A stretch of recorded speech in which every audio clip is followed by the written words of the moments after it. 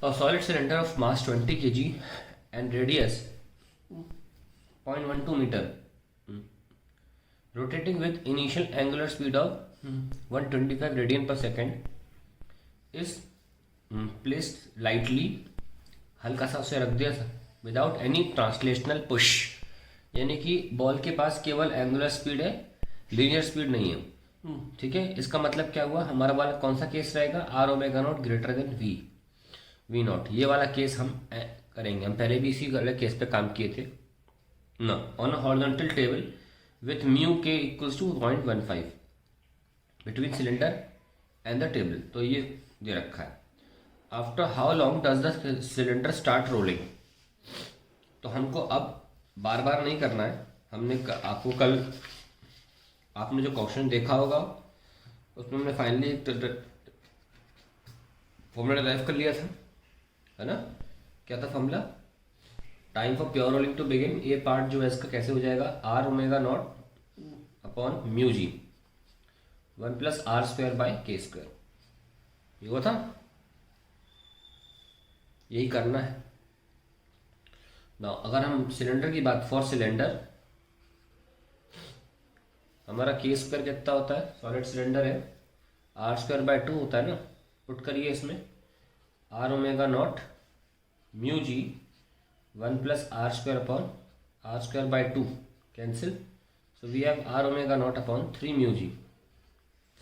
ये भी हमको पहले से याद होना चाहिए, पुट करने वाली बात भी नहीं है, पहले से ये भी याद होना चाहिए, तो और टाइम बचेगा हमारा। रेडियस कितना है 0.12, ओमेगा नॉट कितना है 125, 3 और म्यू कितना है 0.15 और जी एस 10, कितनी सिंपली सॉल्व हो गया, ये हटाओ, 3 4 ज़ा 3 5 ज़ा 5 25 ज़ा 5 2 ज़ा 5 5 ज़ा, कितना आया 20/6, यानी कि 10/3 सेकेंड्स। ये हमारा पहला पार्ट सॉल्व हो गया। अब हम देखते हैं हमें सेकंड पार्ट क्या पूछा गया है। What is the initial translational energy, rotational translational energy and total energy. ठीक है भाई, इनिशियल ट्रांसलेशनल एनर्जी पूछी गई है, बी पार्ट। तो काइनेटिक एनर्जी इनिशियल ट्रांसलेशनल वाली, इनिशियल इज आई एन आई लिखा है, initial will be zero, translational zero होगी क्योंकि यहाँ क्लियरली मेंशन है without giving any translational push. तो जो हमारी जो बॉल सिलेंडर है, सॉरी, स्टार्टिंग में तो उसके पास आर ओमेगा नॉट है ना केवल, और ये कोई स्पीड नहीं है, तो obviously body will skid and friction will come into play here, and then friction will gradually start increasing. यहाँ तो it will first give birth to linear velocity, and then will after giving birth to linear velocity it will start increasing it as well. तो friction का भी काम शुरू होगा। तो initial की बात करें तो ट्रांसलेशनल है ही नहीं, रोटेशनल की बात करें तो बहुत आसानी से हम आई ओमेगा स्क्वायर से निकाल सकते हैं, that is half into I कितना है एम आर स्क्वायर बाय 2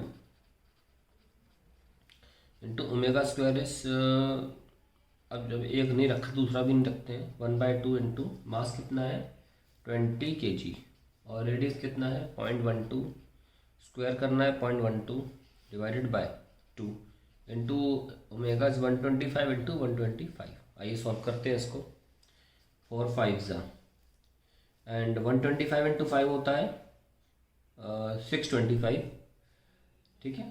और कितना आता है देखो ज़रा, 125 into 5 is 625 into 125 into 0.12 into 0.12, ये हमें सॉल्व करना है।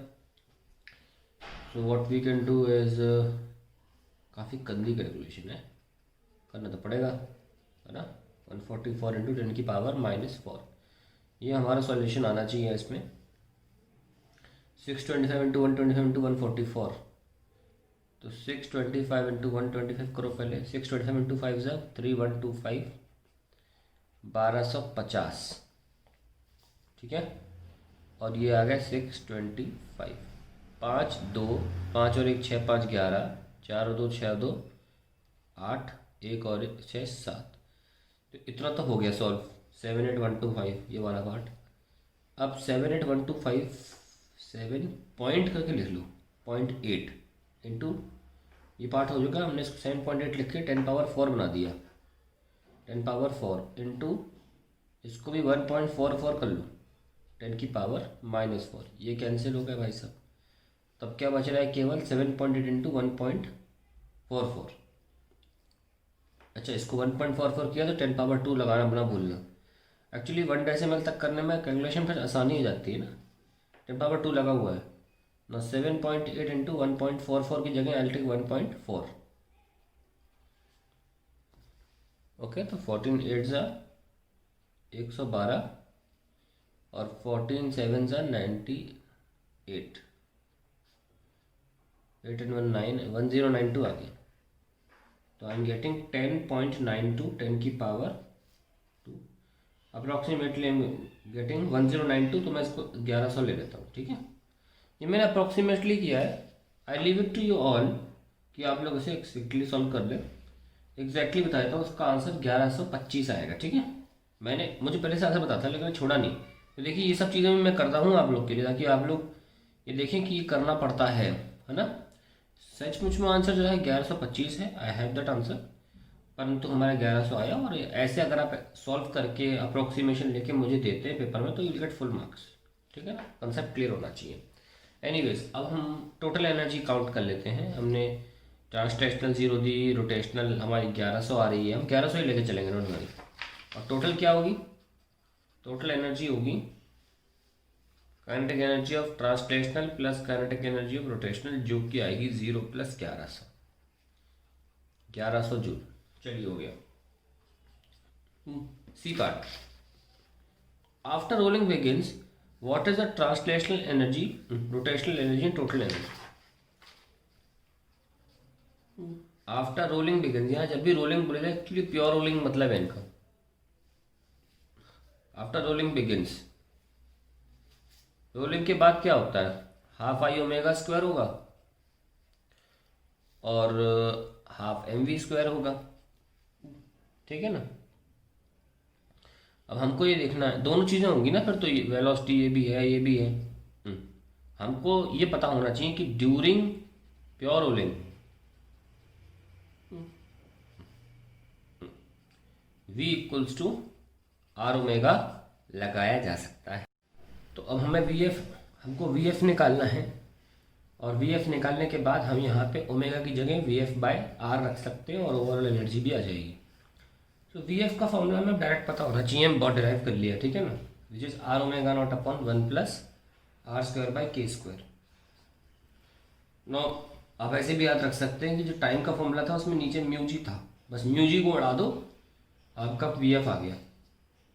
खैर, अब रखते हैं values. r is radius is 0.12, omega naught 125, 1 r² + k², it is r² upon r²/2, नीचे 3 आ जाएगा, 125 डिवाइड बाय 3 इंटू 0.4 ज़ा 0.04 एक्चुअली। सो फाइनल वेलोसिटी आ गई 125 इंटू 0.04, इट इज 500 ना, यू गेट 5 मीटर पर सेकेंड आ गई। तो अब ओमेगा क्या आएगी, v/r, which is 5/r is 0.12, 500/12 यानी कि 4 से काटो तो 4, 125 ज़ा 4 3 ज़ा, दैट इज 41.3। ये आपकी रेडियन पर सेकंड में ये वाली वेलोसिटी आ गई। अब इनको रख लेते हैं। टोटल काइनेटिक, टोटल एनर्जी के लिए हाफ आई इज mr²/2। मैंने निकाल दिया कि यहाँ पे देखो r कैंसिल हो जाएगा एक्चुअली में, और ओमेगा स्क्वायर हो जाएगा v²/r² प्लस हाफ mv²। अच्छा, ये क्योंकि 41.3 अच्छी वेलोसिटी लग रही कैलकुलेशन के दौरान, ये लो। So we have half mv² plus mv²/4, that is 3/4 mv²। तो ड्यूरिंग प्योर रोलिंग, ये भी याद रखें, ड्यूरिंग प्योर रोलिंग सिलेंडर के लिए 3/4 mv² होता है। तो 3/4 और मास कितना है 20, और वेलोसिटी बढ़िया आई है 25 ले लो, स्क्वायर हो जाएगा 4 5 ज़ा 125 into 3 375 joule, that is the answer to this part. Okay. Now we have, where does the difference in energy disappear? Obviously in overcoming the friction. लिख लेते हैं।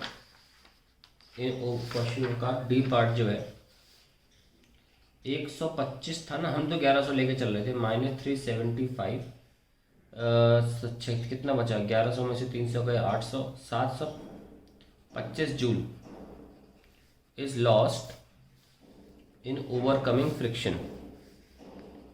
Overcoming friction.